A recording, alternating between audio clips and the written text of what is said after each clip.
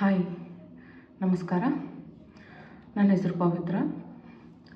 ಥಂಬ್ನೇಲ್ನಾಗ ನೋಡ್ದಂಗೆ best baby product ಬಗ್ಗೆ ಹೇಳ್ಬೇಕು ಅಂದ್ಕೊಂಡೇನಿ ರೀ.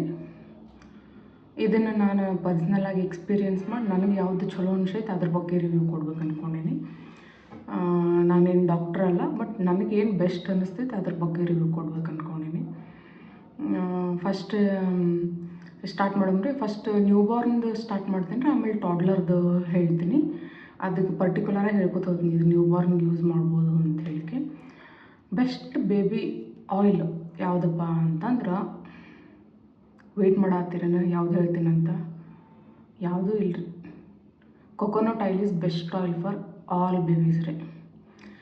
ಯಾಕಂದರೆ ಕೊಕೊನಟ್ ಆಯಿಲ್ ಒಳಗೆ ಯಾವುದೇ ಕೆಮಿಕಲ್ ಮಿಕ್ಸ್ ಆಗಿರಂಗಿಲ್ಲ ರೀ. ನೀವು ಬೇಕಾದ ಮಾರ್ಕೆಟ್ ಒಳಗಿನ ಆಯಿಲ್ ತೊಗೋರಿ, ಎಲ್ಲ ಆಯಿಲ್ನಾಗೂ ಕೆಮಿಕಲ್ ಮಿಕ್ಸ್ ಆಗಿಬಿಟ್ಟಿರ್ತಾವೆ. So best baby massage oil ಅದೇ ಬೆಸ್ಟು, ಆಮೇಲೆ ಹೆಡ್ ಆಯಿಲು ಅದೇ best. Coconut oil is best ಅಂತ ನನಗೆ ಎಕ್ಸ್ಪೀರಿಯೆನ್ಸ್ ಹೇಳ್ತೈತೆ ರೀ. ಆಮೇಲೆ ಯಾರಿಗಾರ ಬೇಬಿ ಬಾರ್ನ್ ಆದಾಗ ಹೇರ್ಸ್ ಇರಲಿಲ್ಲ ಅಂದ್ರೆ ಒಂದು ಮಂತಲ್ಲಿ 2 to 3 ಟೈಮ್ಸ್ ಆಕಳು ತುಪ್ಪ ಹಾಕಿ ಎರೀರಿ. ಅದರಿಂದ ಹೇರ್ಸ್ ಭಾಳ ಚಂದ ಬರ್ತಾವೆ. ಯಾಕಂದ್ರೆ ನಾನು ನನ್ನ ಮಗಳಿಗೆ ಯಾರು ನೋಡೀನಿ, ಆಕಿನ ಹೇರ್ಸ್ ಫುಲ್ ಡೆನ್ಸ್ ಇದಾವೆ. ಸೊ ಆಕಳು ತುಪ್ಪ ಹಾಕಿ ಮಸಾಜ್ ಮಾಡೋದ್ರಲ್ಲಿಂತನೂ ಸ್ಕಿನ್ ಭಾಳ ಶೈನ್ ಆಗ್ತೈತಿ. ಜಾಸ್ತಿ ಬೇಡ, ಅದೊಂದು ಸ್ವಲ್ಪ ಜಿಗಟ್ ಫೀಲ್ ಆಗ್ತೈತಿ. ಸೊ ಮಂತಲ್ಲಿ 2 to 3 ಟೈಮ್ಸ್ ಹಚ್ಚಿದ್ರೆ ಸಾಕು. ಅದು ಭಾಳ ಹೆಲ್ಪ್ ಆಗ್ತೈತಿ. ತಲೆಗೆ ಹಾಕಿದ್ರು ಚಲೋ, ಮೈಗೆ ಹಚ್ಚಿ ಮಸಾಜ್ ಮಾಡಿದ್ರು ಭಾಳ ಚಲೋ ಆಗ್ತೈತಿ ಆಕಳು ತುಪ್ಪ. ಅದನ್ನು ಬಿಟ್ಟರೆ ಕೊಕೊನಟ್ ಆಯಿಲು. ಬಟ್ ನ್ಯೂಬಾರ್ನ್ ಬೇಬೀಸ್ಗೆ ಏನಂದ್ರೆ 6 to 7 ಮಂತ್ ತನಕ ಯಾವ ಪ್ರಾಡಕ್ಟು ಯೂಸ್ ಮಾಡಬೇಡ್ರಿ. ಯೂಸ್ ಮಾಡೋದ್ರಲಿಂತ ಯೂಸ್ಫುಲ್ಕಿಂತ ಭಾಳ ಹಾರ್ಮ್ಫುಲ್ಲೇ ಅಂತ ಹೇಳ್ಬೋದು. ಯಾವುದೇ ಪ್ರಾಡಕ್ಟ್ ಯೂಸ್ ಮಾಡೋಣ ಅವ್ರಿಗೆ ಇನ್ಫೆಕ್ಷನ್ ಆಗೋದು ಸ್ಟಾರ್ಟ್ ಆಗಿಬಿಡ್ತೈತಿ. ಸೊ ಹಾಗಾಗಿ ಬೆಸ್ಟ್ ಏನಪ್ಪ ಅಂದ್ರೆ ಕೊಕೊನಟ್ ಆಯಿಲೇ ಮಸಾಜ್ ಮಾಡಿ ಬಿಸಿ ನೀರು ಹಾಕಿ ಮಣಗಿಸೋದು ಬೆಸ್ಟ್ ಅಂತ ನನಗೆ ಫೀಲ್ ಆಗ್ತೈತಿ. ಸೊ 6 to 7 ಮಂತ್ ತನಕ ಯಾವುದೂ ಪ್ರಾಡಕ್ಟ್ ಯೂಸ್ ಮಾಡಲೇಬಾರ್ದು. ನೆಕ್ಸ್ಟ್ ಬಂದರೆ best baby soap. Best baby soap ಯಾವುದಪ್ಪ ಅಂತಂದ್ರೆ, ಒಂದು ಸೆಕೆಂಡ್ ರೀ, ಸಾರಿ ಪ್ರಾಡಕ್ಟ್ ನೆನಪು ಹಾಕಿರ್ತೀನಿ ರೀ. ಒಂದೇದು ಮೇ ಬಿ ನೀವು 1-2 ವರ್ಷ ತನಕ ಯೂಸ್ ಮಾಡೋಕ್ಕದ teddy bar is best product for baby ರೀ. ನೆಕ್ಸ್ಟ್ ನಿಮ್ಮ ಪಾಪು ಏನಾರ ಟಾಡ್ಲರ್ ಇತ್ತು, 3 to 4 ಇಯರ್ಸ್ ಇತ್ತು, ಡವ್ ಭಾಳ ಚಲೋ ಆಗ್ತೈತೆ ರೀ. ನನಗೆ ಇಬ್ಬರು ಅದರ ಮಕ್ಕಳು. ನನ್ನ ಹೆಣ್ಮಗಳಿಗೆ ನಾನು ಡವ್ ಯೂಸ್ ಮಾಡ್ತೀನಿ, ನನ್ನ ಮಗನಿಗೆ ಟೆಡ್ಡಿ ಬಾರ್ ಯೂಸ್ ಮಾಡ್ತೀನಿ. ಇದಕ್ಕಿಂತ ಬೆಸ್ಟ್ 1.5 ವರ್ಷ ಒಳಗಿನ ಮಕ್ಕಳಿಗೆ ಬಾಡಿ ವಾಶ್ ಯೂಸ್ ಮಾಡೋದು ಭಾಳ ಬೆಸ್ಟ್ ರೀ.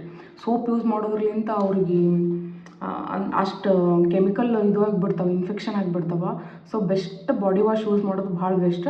ನಾನು 2 ಇಯರ್ಸ್ ತನಕ ನನ್ನ ಮಗಳಿಗೆ ಬಾಡಿ ವಾಶೇ ಯೂಸ್ ಮಾಡೀನಿ. ನನ್ನ ಮಗನಿಗೆ ಇವಾಗ first time teddy bar use ಮಾಡತ್ತಿದ್ದು. ಬೆಸ್ಟ್ ಬಾಡಿ ವಾಶ್ ಯಾವುದಂದ್ರೆ ಸೆಬಾಮೇಡ್. ಸೆಬಾಮೇಡ್ is best. ನನ್ನ ಮಗಳಿಗಂತೂ ಆಲ್ಮೋಸ್ಟ್ 3 ಇಯರ್ಸ್ ತನಕ ನಾನು ಬಾಡಿ ವಾಶೇ ಯೂಸ್ ಮಾಡೀನಿ. ಫಸ್ಟ್ ಯಾವುದಂದ್ರೆ ಸೆಬಾಮೇಡು. ಅದನ್ನು ಬಿಟ್ಟರೆ ನೆಕ್ಸ್ಟ್ ಡವ್ದಂತೂ ಸ್ಕಿನ್ ಇಷ್ಟು ಚಂದ ಆಗ್ತದಂದ್ರೆ ಅಷ್ಟು ಚಂದ ಆಗ್ತೈತೆ ರೀ. ಡವ್ ಭಾಳ ಇಷ್ಟ ಆಗಿತ್ತು ನನಗೆ. ಬಟ್ ಕೆಮಿಕಲ್ ವೈಸ್ ನೋಡಿದ್ರೆ ಸೆಬಾಮೇಡ್ ಒಳಗೆ ಬೇಬಿ ಫ್ರೆಂಡ್ಲಿ ಕೆಮಿಕಲ್ಸ್ ಯೂಸ್ ಮಾಡ್ಯಾರ. ಸೊ ಸೆಬಾಮೇಡ್ ಬೆಸ್ಟ್ ಅಂತ ಹೇಳ್ಬೋದು. ನೆಕ್ಸ್ಟ್ ಬಂತಂದರೆ ಬೇಬಿ ಶಾಂಪು. ಬೇಬಿ ಶಾಂಪು ನೋಡಿರಿ, ಫಸ್ಟಿಗೆ ನಾನು ಜಾನ್ಸನ್ಸ್ ಬೇಬಿ ನ್ಯೂಬಾರ್ನ್ ಯೂಸ್ ಮಾಡ್ತಿದ್ದೆ. ಇವಾಗೂ ಜಾನ್ಸನ್ಸ್ ಬೇಬಿದೇ ಯೂಸ್ ಮಾಡತ್ತೀನಿ. ಜಾನ್ಸನ್ಸ್ ಬೇಬಿ ಬೆಸ್ಟ್ ಅನಿಸ್ತೈತಿ. ಯಾಕಂದ್ರೆ ಅದಕ್ಕೆ ಹೇರ್ಸು ಭಾಳ ಸಿಲ್ಕಿ ಆಗ್ತಾವೆ.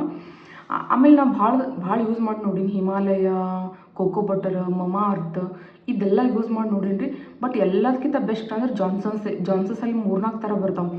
ಇನ್ನೊಂದು ಪಿಂಕ್ ಏನೋ ಬರುತ್ತೆ, ಅದನ್ನೂ ಚಂದ ಇರ್ತೈತಿ, ಇದನ್ನೂ ಚಂದ ಇರ್ತೈತಿ, ಸ್ಮೆಲ್ಲು ಚಂದ ಇರ್ತೈತಿ, ಆಮೇಲೆ ಹೇರ್ಸು ಚಂದ ಆಗ್ತಾವೆ. ಸೊ ಜಾನ್ಸನ್ಸ್ ಬೇಬಿ ಬೆಸ್ಟ್ ಅಂತ ಹೇಳ್ಬೋದು ರೀ ಶಾಂಪೂನೊಳಗೆ. ನೆಕ್ಸ್ಟ್ ಬಂತಂದರೆ baby face cream. Baby face cream Sebamed best ರೀ ಒಂದೇದು. ಬಟ್ ನಾನು ತುಂಬಾ ಯೂಸ್ ಮಾಡೀನಿ. ಮಿಲ್ಕಿ ಸಾಫ್ಟ್ದು, ಮಮಾ ಅರ್ತ್, ಜಾನ್ಸನ್ಸು ಇವೆಲ್ಲದಕ್ಕಿಂತ ಬೆಸ್ಟ್ ಯಾವುದಂದ್ರೆ ಸೆಬಾಮೇಡ್. ಸೆಬಾಮೇಡನ್ನು ಯಾರೂ ಮೀರ್ಸೋಕ್ಕಾಗಂಗಿಲ್ಲ ರೀ. ಸೆಬಾಮೇಡ್ ಇದು ಇನ್ಸ್ಟಂಟ್ ಏನೂ ರಿಸಲ್ಟ್ ಕೊಡೋಂಗಿಲ್ಲ ರೀ ಬೇಬಿಗೆ.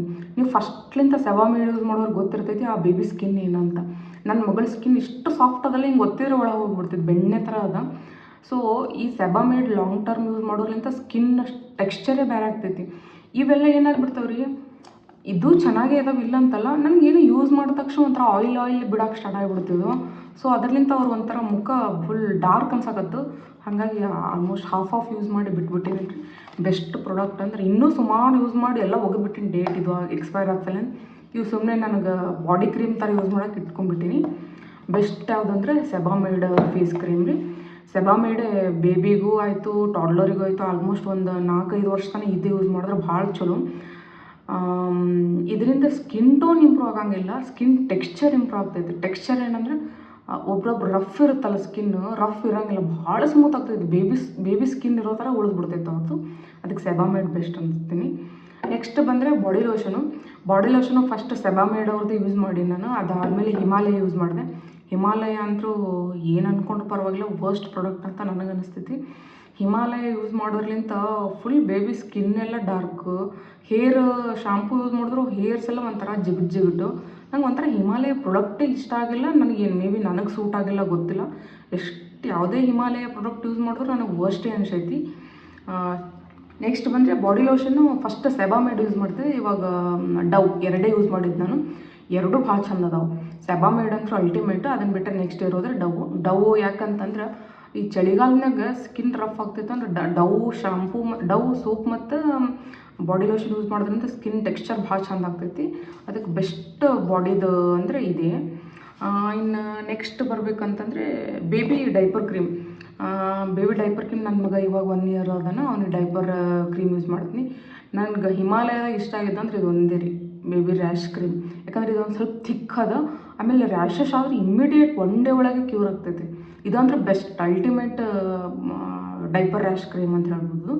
ಇದೊಂದೇ ನನಗೆ ಹಿಮಾಲಯದಾಗ ಭಾಳ ಇಷ್ಟ ಆಗಿದೆ ಅಂದರೆ diaper rash cream is best ಅಂದ್ರೆ ಹಿಮಾಲಯನೇ ರೀ. ಇದನ್ನು ಬಿಟ್ಟು ನಾನು ಯಾವುದೂ ಯೂಸೇ ಮಾಡಿಲ್ಲ ಅಂತ ನಾನು ಇದೊಂದೇ ಯೂಸ್ ಮಾಡೀನಿ. ಸೆಬಾಮೇಡ್ದು ಯೂಸ್ ಮಾಡಿದೆ, ಅದೊಂದು ಸ್ವಲ್ಪ ಭಾಳ ತಿಕ್ ಅನ್ನಿಸ್ತು. ಆಮೇಲೆ ಅದಕ್ಕೆ ರ್ಯಾಷಸ್ ಇಮಿಡಿಯೇಟ್ ಕಡಿಮೆ ಆಗಂಗಿಲ್ಲ, ಇದಕ್ಕೆ ಭಾಳ ಕಡಿಮೆ ಆಗ್ತಾವೆ. ನನ್ನ ಮಗಳಿಗೆ ಸೆಬಾಮೇಡ್ ಯೂಸ್ ಮಾಡ್ತಿದ್ದೆ, ಇವಾಗ ನನ್ನ ಮಗನಿಗೆ ಹಿಮಾಲಯ ಯೂಸ್ ಮಾಡತ್ತೀನಿ. ನೆಕ್ಸ್ಟ್ ಯಾವುದಂದ್ರೆ ಬೇಬಿ ಪೌಡರ್ ಯಾವುದೂ ಇಲ್ಲರಿ. ಯಾಕಂದ್ರೆ ಪೌಡರ್ ಯೂಸೇ ಮಾಡಬಾರ್ದ್ರಿ ಮಕ್ಕಳಿಗೆ. ಪೌಡ್ರ್ ಯೂಸ್ ಮಾಡೋದ್ರಿಂದ ಏನಾಗ್ತೈತೆ ಅಂದ್ರೆ ಇನ್ಫೆಕ್ಷನ್ ಜಾಸ್ತಿ ಆಗ್ತೈತೆ ರೀ. ನೀವು ಪೌಡ್ರ್ ಹಚ್ಚೋ ಹೊತ್ತಿಗೆ ಏನಾರ ಮೂಗ್ನಾಗ ಹೋಯ್ತು ಅಂದ್ರೆ ಇನ್ಫೆಕ್ಷನ್ ಆಗಿ ನೆಗಡಿ ಕೆಮ್ಮು ಬರೋ ಚಾನ್ಸಸ್ ಅದಾವೆ ರೀ. ಆಮೇಲೆ ಥ್ರೋಟ್ ಇನ್ಫೆಕ್ಷನ್ ಅದೆಲ್ಲ ಭಾಳ ಆಗ್ತೈತೆ, ಲಂಗ್ಸ್ ಇನ್ಫೆಕ್ಷನ್ ತನೂ ಆಗ್ಬಿಟ್ಟೈತಿ ಪೌಡ್ರ್ ಯೂಸ್ ಮಾಡೋದ್ರಿಂದ. ಸೊ ಹಂಗಾಗಿ ಪೌಡ್ರ್ ಯೂಸೇ ಮಾಡಬಾರ್ದು. ನಾ ಇದೊಂದು ಇಟ್ಕೊಂಡಿನಿ ರೀ. ಅದಕ್ಕೆ ಇಟ್ಕೊಂಡಿನಿ ಅಂದ್ರೆ ಕಾಡಿ ಹಚ್ಚಿದಾಗ ಮ್ಯಾಲೆ ಹಚ್ಚಾಗಿ ಇಟ್ಕೊಂಡಿನಿ, ಬಟ್ ಇದು ಎದಕ್ಕೂ ಯೂಸ್ ಇಲ್ಲ. ಅದನ್ನು ಬಿಟ್ಟರೆ ನಾ ಎದಕ್ಕೂ ಯೂಸೇ ಮಾಡಂಗಿಲ್ಲ ಇದನ್ನು. ಸೊ ಓನ್ಲಿ ಫಾರ್ ಕಾಡಿ ಹಚ್ಚಿದಾಗ ಮ್ಯಾಲೆ ಹಚ್ಚಕ್ಕಷ್ಟೇ. ಅದನ್ನು ಬಿಟ್ಟರೆ ನೆಕ್ಸ್ಟ್ ಬೇಬಿ ಸ್ಟಮಕ್ ರೋಲ್ ನನ್ನ ಮಗಳಿಗೇನು ಹೊಟ್ಟೆ ಕಡೆದು ಪ್ರಾಬ್ಲಮ್ ಇರಲಿಲ್ಲ, ಬಟ್ ನನ್ನ ಮಗನಿಗೆ ಸ್ವಲ್ಪ ಸ್ಟಮಕ್ ಅಪ್ಸೆಟ್ ಭಾಳ ಆಗ್ತಿತ್ತು.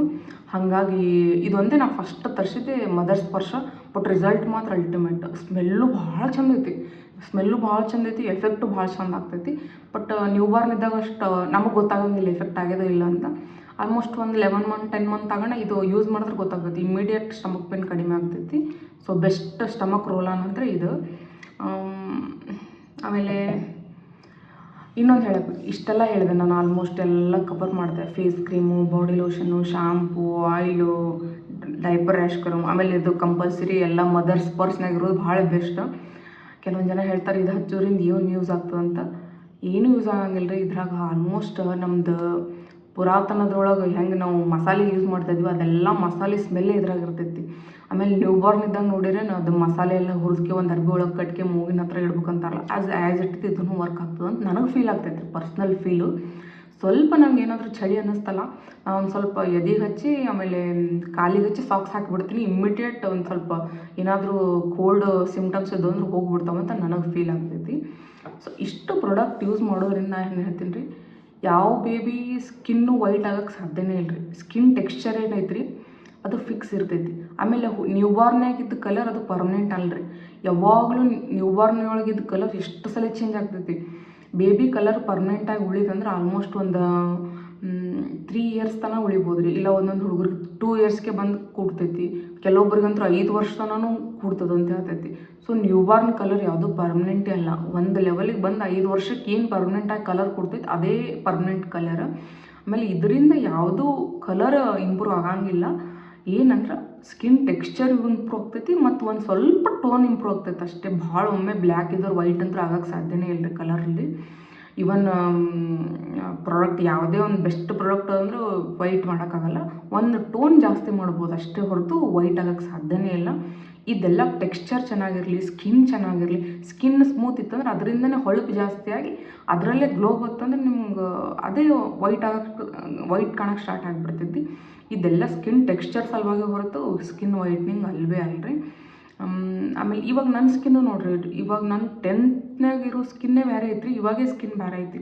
ಸೊ ಇದೆಲ್ಲ ನಮ್ಮ ಸ್ಕಿನ್ ಒಳಗೆ ಮೆಲನಿನ್ ಅಂತ ಇರ್ತೈತಿ, ಅದ್ರ ಮೇಲೆ ಡಿಪೆಂಡ್ ಆಗಿರ್ತದೆ ಹೊರತು ಯಾವುದೇ ನಾವು ಪ್ರಾಡಕ್ಟ್ ಯೂಸ್ ಮಾಡೋದ್ರಿಂದ ಡಿಪೆಂಡ್ ಆಗಿರೋದೇ ಇಲ್ಲ. ನಾವು ತೊಗೊಳ್ಳೋ ಫುಡ್ ಮೇಲೆ ಡಿಪೆಂಡ್ ಇದೆ ಎಲ್ಲ. ಸೊ ಯಾವ ಪ್ರಾಡಕ್ಟಿಂದನೂ ಸ್ಕಿನ್ ವೈಟ್ನಿಂಗ್ ಆಗ್ತದೆ ಅಂತ ಯಾರಾದರೂ ವಿಡಿಯೋ ಮಾಡಿದ್ರೆ ಅದರಷ್ಟು ದೊಡ್ಡ ಸುಳ್ಳೇ ಯಾವುದೂ ಅಲ್ಲ. ಸೊ ಈ ವಿಡಿಯೋ ನಿಮಗೆ ಇಷ್ಟ ಆಗಿದೆ ಅಂತ ಅಂದ್ಕೊಂಡೀನಿ. ಒಂದು ವೇಳೆ ಇಷ್ಟ ಆಗಿದ್ದಲ್ಲಿ ಲೈಕ್ ಮಾಡಿ, ಸಬ್ಸ್ಕ್ರೈಬ್ ಮಾಡಿ, ಕಮೆಂಟ್ ಮಾಡಿ. Thank you so much.